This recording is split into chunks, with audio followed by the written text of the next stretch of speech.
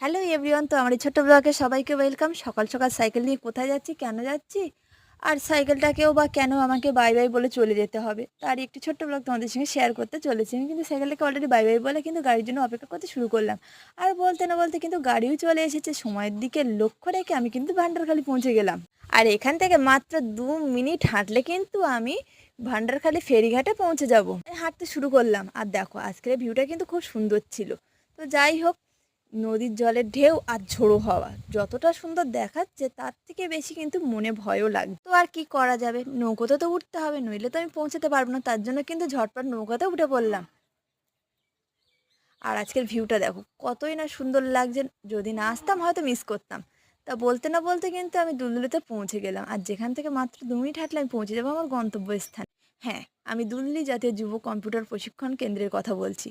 এখান থেকে ঠিক 1 বছর আগে আমি ডিপ্লোমা কোর্স নিয়ে এখানে ভর্তি হয়েছিলাম, কিন্তু প্রথম দিনে এসে আমি কিন্তু একদমই চিনতে পারিনি। একটাই কারণ, এখানকার সিঁড়িটা এতটাই ছোট যেন নজরে আসে না।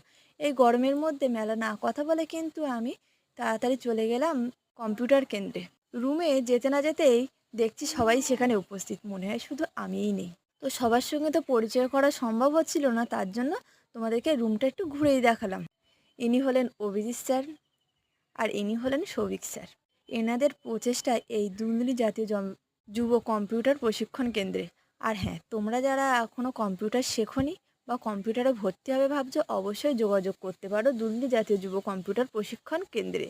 আর হ্যাঁ, এখানে খুব যত্ন সহকারে প্রশিক্ষণ দেওয়া হয়, আর পরীক্ষার শেষে সার্টিফিকেট প্রদান করা হয়। আমার যেহেতু অন্তিম পর্ব চলছে, তাই স্যারদের সঙ্গে একটু কথা বলছিলাম আর একটু ফটোও উঠছিলাম। তোমরা যারা আমার এই ভিডিওটি দেখছো অবশ্যই লাইক কমেন্ট করো, আর যারা যারা কম্পিউটার শিখতে চাও অবশ্যই যোগাযোগ করো।